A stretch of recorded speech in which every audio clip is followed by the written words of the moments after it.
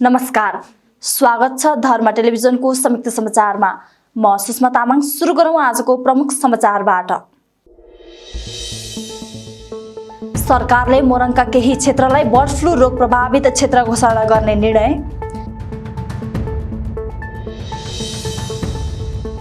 सामाजिक सुरक्षा मन्त्री कुमार श्रेष्ठले सबै प्रक्रिया बुझेर मात्र वैदेशिक रोजगारमा जान सुझाव।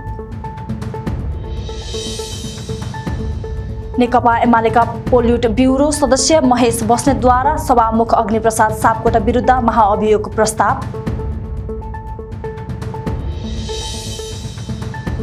नेपालमा थप 1957 जनामा कोरोना संक्रमण पुष्टि। खेलकुद क्षेत्रको नीति निर्माण गर्न नेपाल खेलकुद महासङ्घका संयोजक परशुराम बस्नेतद्वारा पहल कदमी लिने। अब समाचार विस्तारमा। सरकारले मोरङका केही क्षेत्रलाई बर्ड फ्लू रोग प्रभावित क्षेत्र घोषणा गर्ने निर्णय गरेको छ। मन्त्री परिषदका निर्णय सार्वजनिक गर्न मंगलबार आयोजित पत्रकार सम्मेलनमा सरकारका प्रवक्ता ज्ञानेन्द्र बहादुर कार्कीले बर्ड फ्लू नियन्त्रण गर्न मोरङ विराटनगर महानगरपालिका 18 स्थित हिमालय कृषि फार्मलाई केन्द्रबिन्दु मानी बर्ड फ्लू रोग प्रभावित क्षेत्र घोषणा गर्ने निर्णय गरेको जानकारी दिनुभयो। त्यस्तै बैठकले धितोपत्र दर्ता तथा निष्कासन 5औं संशोधन नियमावली स्वीकृत गरेको छ भने राष्ट्रिय परिचय पत्र तथा पञ्जीकरण पहिलो संशोधन नियमावली स्वीकृत गरेको छ। मन्त्री परिषदले सिङ्गापुर, इटलीको रोमन र रोमानियाको बुखारेस्टमा कार्यरत अवैतनिक नेपाली महावाणिज्य दूतहरूको समय थप गर्ने निर्णय गरिएको प्रवक्ता कार्कीले बताउनुभयो।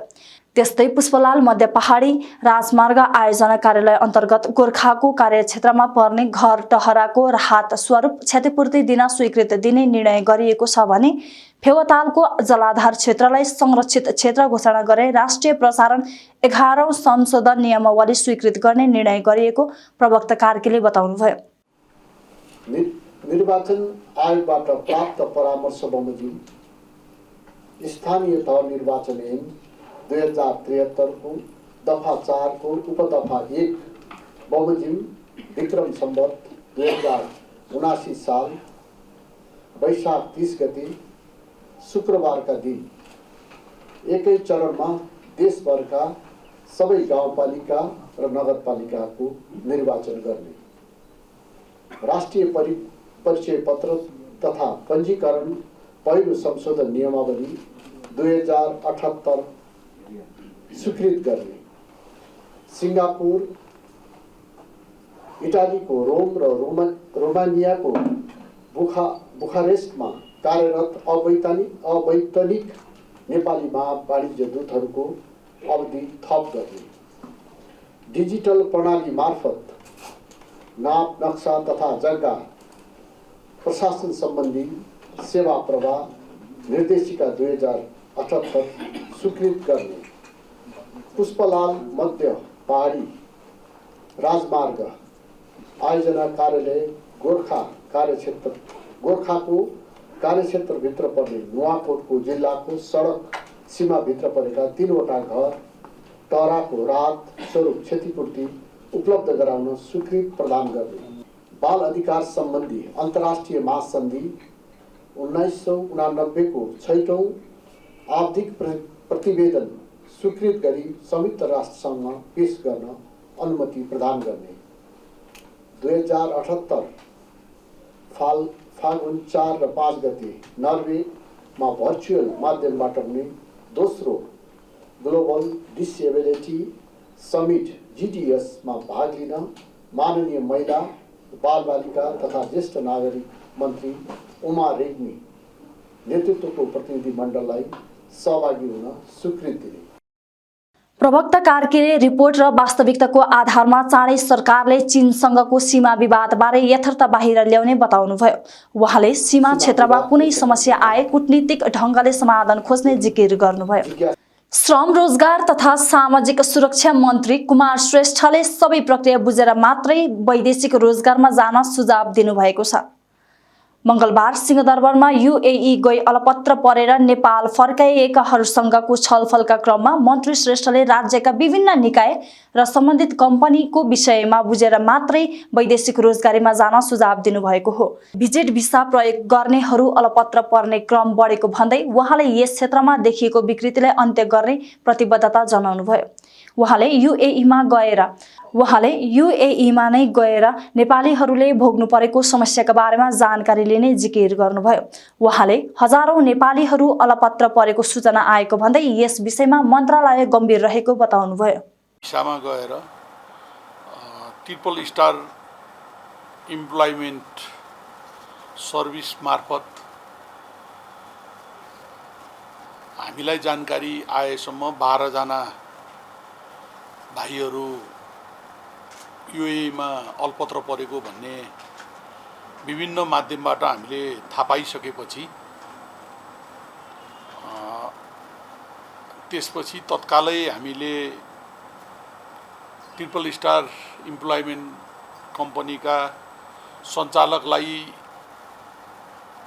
यस मन्त्रालयबाट गठित मार्शल टिमले पक्राउ गरिसकेपछि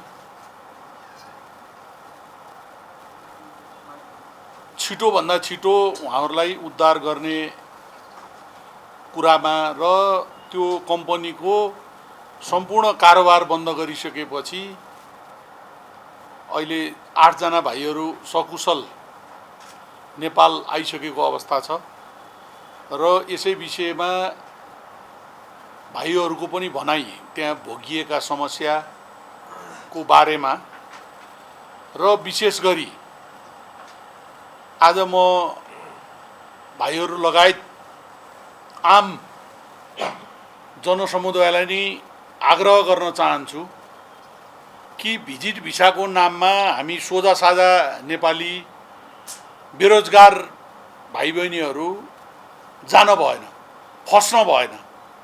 यो एउटा राम्रो पाठ पनि भएको छ। किन भन्दा भिजिट भिसामा गएर काम पाइएन भन्नु आफैमा यो राम्रो मानिँदैन। तापनि मैले अघि नै भनिसकेँ, विभिन्न प्रलोभनमा ललाई फकाई भनौँ न बाध्यकारी जुन चाहिँ नि यहाँ नेपालमा बेरोजगारी भइसकेपछि विभिन्न प्रलोभनमा परेर जानुभएका भाइहरूलाई सकुशल अब नेपाल आउनुभयो र हाम्रो प्रयास एक हदसम्म केही रूपमा सफल भएको छ। तर हजारौं तपाईहरु जस्ता भाइ बहिनीहरू अल्पत्र परेको अवस्था छ। त्यसकारणले आउने हप्ता म आफै दुबई जाँदैछु। छलफलका क्रममा युएईबाट फर्केका पीडितहरूले म्यानपावरलाई भने बमोजिमको पैसा दिँदा पनि आफूहरूलाई अलपत्र पारेको गुनासो गरेका थिए। युएईमा निकै कष्टकर रूपमा आफूहरूलाई राखिएको उनीहरूले बताए। उनीहरूले आफूहरूलाई अलपत्र पार्ने म्यानपावरलाई कडा कारबाही गर्न माग गरेका छन्। अब फर्किनुपर्छ भनेर हामीले म्यानपावरलाई भन्यौं पनि, तर म्यानपावरले के भन्यो भने हाम्रो 9 तारिखको भिजा सकिँदैछ, 12 तारिखको तिमीहरूको चाहिँ काम लाग्छ भन्छ।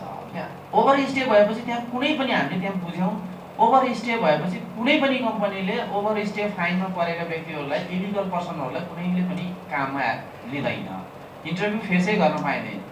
तर उहाँहरू भन्नुहुन्छ 12 तारिखको कम्पनीले लैजान्छ भन्नुहुन्छ। त्यो कसरी पत्याउने? यो लामो प्रक्रिया भएपछि अनि अब भयो, अति थाकियो, पैसा पनि गयो, 7 लाख पैसा पनि गयो, 50,000 लिएर गयो सर, 7 लाख यहाँ क्यास बुझाइयो, 50,000 तिमीहरूको 1.5 महिना बस्नुपर्ने हुन्छ, लिएर जाऊ भनेर पैसा सानेर 1500 का दरले पैसा लिएर गयो। त्यहाँ खाना बस्न हामीले रुम भाडा दिनको 15 रुपैयाँ तिर्थ्यौं सर, पानीको 2 रुपैयाँ लाग्थ्यो, पानी किनेर खानु पर्ने पानी हो, वाइफाई चलाउनु पर्यो 2 रुपैयाँ लाग्ने त्यहाँको, अनि खानामा नर्मल सादा खाना खायो भने 6 रुपैयाँ लाग्ने गर्दा कुल मिलाएर 25-26 रुपैयाँ हाम्रो खर्च आउँथ्यो।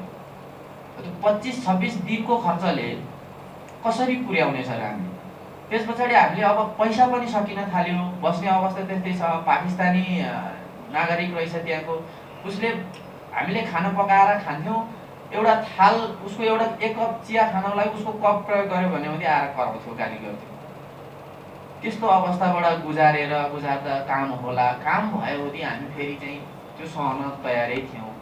तर पटकको प्रयासबाट पनि काम नभएपछि उसले अब जब फाइन पार्ने सम्भावना हामीले देखेपछि हामीलाई फाइनमा लैजाने, त्यस पछाडि उनीहरू न नेपाल फर्किन सक्छ, न कुनै यिनीहरूले चाहिँ त्यस्तो एक्सन गर्न सक्छ भन्ने हामीलाई महसुस भएपछि अब यसरी हुँदैन, हामी चाहिँ सम्बन्धित निकायमा रिपोर्ट गर्नुपर्छ, अब यो अन्यायमा लड्नुपर्छ भनेर हामी हिजो मात्रै नेपाल आएका छौँ। समयको सङ्घर्षपछि हामीलाई युआई भिजिटमा जान बाध्य बनाइयो। एउटा बाध्य जस्तै हो, किनकि हामीसँग अर्को अपर्च्युनिटी खोज्ने न कागजात थियो, हाम्रो कागजात पनि त्यहीँ रहेको थियो, हाम्रो डकुमेन्टहरू सबै त्यहीँ रहेको थियो, न हामीले कुनै एउटा भनौँ न कानुन सम्मत एउटा प्रोसेस तालौँ भने पनि हामीसँग हाम्रो डकुमेन्ट हातमा परेन।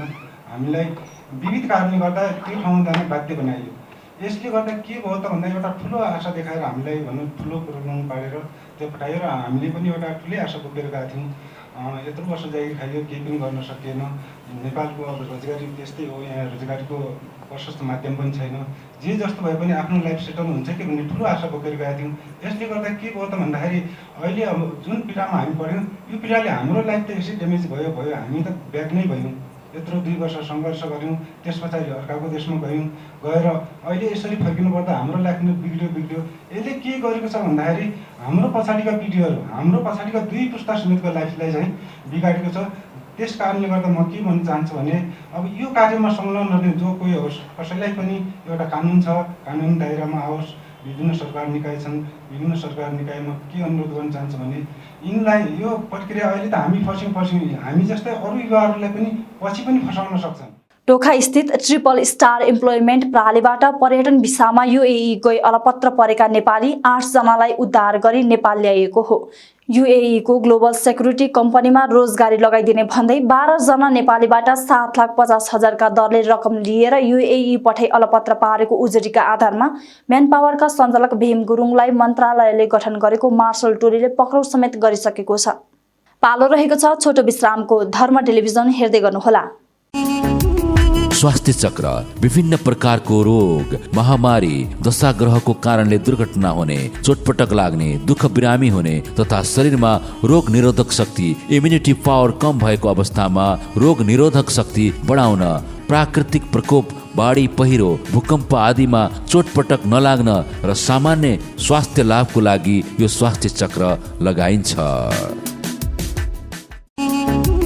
भाग्योदय चक्र काम सेवाहरू गरे पनि जस नपाउने, अरूले बिगारेको कामले आफूलाई आक्षेप पाउने, शत्रुहरू वृद्धि हुने, अरूको मन जित्न नसक्ने, बन्न लागेको काम पनि बिग्ने, बोली वचन व्यवहारहरू पनि अरूको निम्ति नकारात्मक भइदिने, समाज सेवा, राजनीति, कम्पनीको काम आदि सामूहिक कार्यमा विघ्न बाधाहरू आउने, शत्रु लाग्ने आदि समस्याहरूको समाधानको लागि भाग्योदय चक्र लगाइन्छ।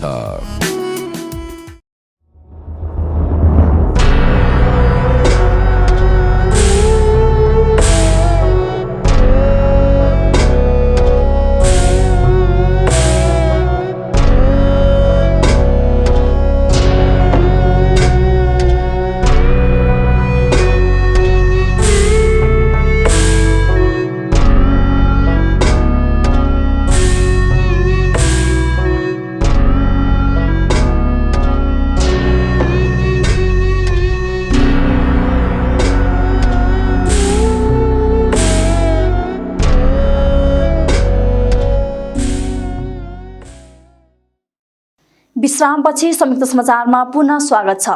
नेकपा एमालेका पोलिट ब्युरो सदस्य महेश बस्नेतले सभामुख अग्निप्रसाद सापकोटा विरुद्ध महाअभियोगको प्रस्ताव पनि दर्ता हुन सक्ने टिप्पणी गर्नुभएको छ। रिपोर्टर्स क्लब नेपालले आयोजना गरेको साक्षात्कारमा बोल्दै नेता बस्नेतले सभामुखले आफ्नो कदम नसच्याए महाअभियोग ल्याउन सक्ने एउटा परिस्थिति सिर्जना हुन सक्ने बताउनु भएको हो। बस्नेतले सभामुख विरुद्ध महाअभियोग प्रस्ताव अघि बढाउनका लागि आफूहरू 100 जना सांसद जुनसुकै बेला हस्ताक्षर गर्न तयार रहेको पनि दावी गर्नुभयो। बस्नेतले सभामुखले सदनमा अभिभावकीय भूमिका निर्वाह गर्न सक्नुपर्ने धारणा राख्नुभयो। त्यस्तै उहाँले सबैको दबावका कारण सरकारले वैशाखमा नै स्थानीय तहको निर्वाचनको मिति घोषणा गरेको भन्दै यसलाई सफल बनाउनु पर्ने बताउनुभयो।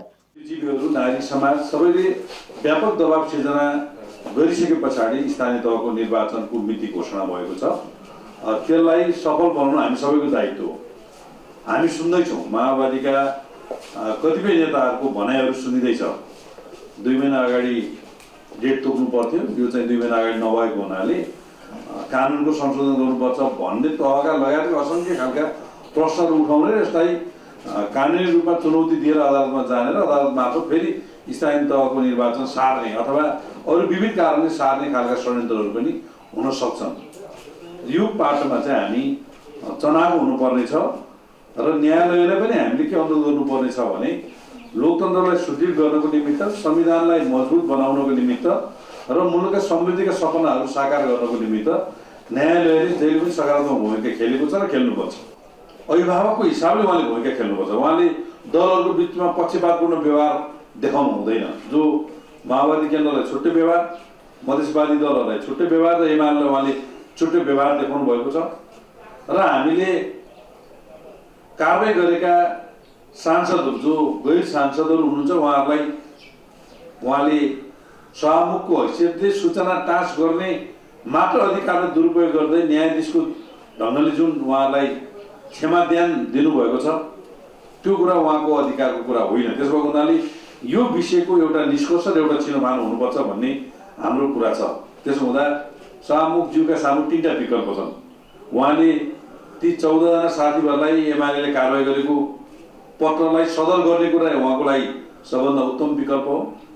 यदि त्यस्तो हुन सकेन भने उहाँले आफ्नो पदबाट राजीनामा दिएर परिस्थितिलाई सहजीकरण गर्ने कुरा दोस्रो विकल्प हो।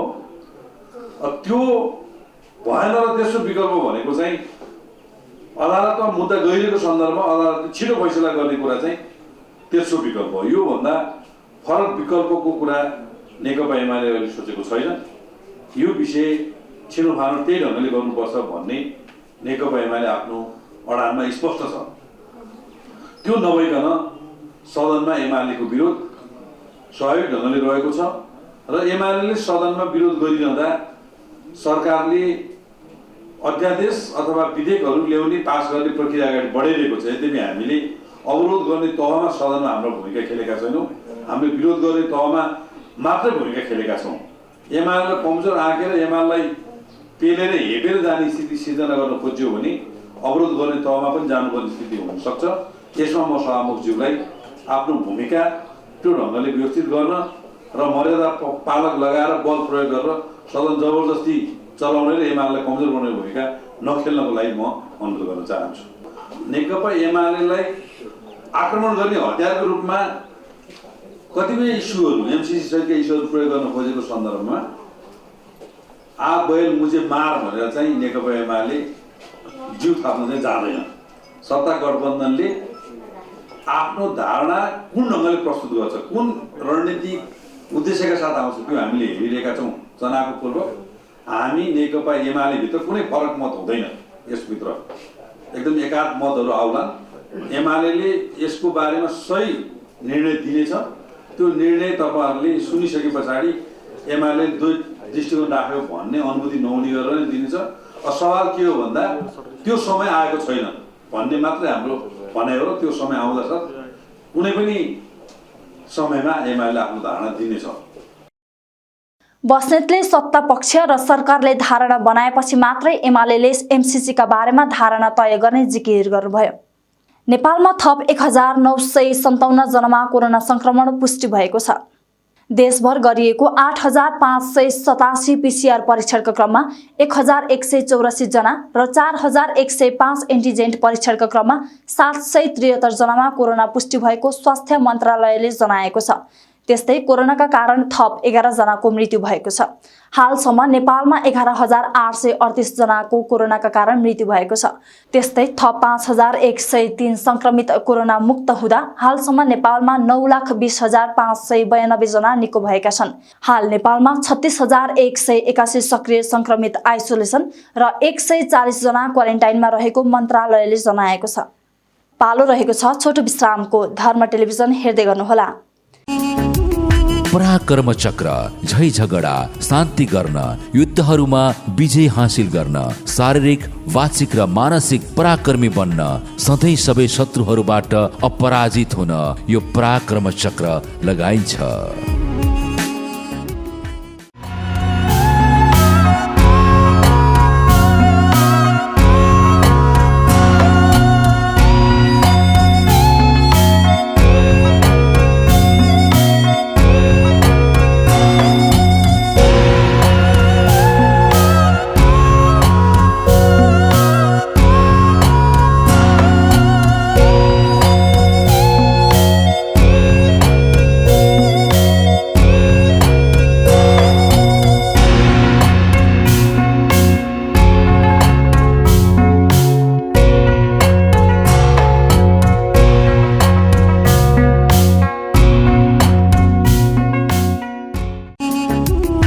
व्यापार चक्र व्यापार व्यवसाय नफाप्ने, आर्थिक लेनदेनको कामहरूमा असफल होने, ऋण लाग्ने, व्यापारमा घाटा होने, ऋण दिएको पैसा नउठ्ने आदि व्यापार र लेनदेनसँग सम्बन्धित कुनै पनि समस्याको समाधान गर्न, विशेष गरी व्यापार व्यवसायलाई स्थिर र वृद्धि गर्नका लागि यो व्यापार चक्र लगाउने वा कार्यालयहरूमा राख्ने गरिन्छ।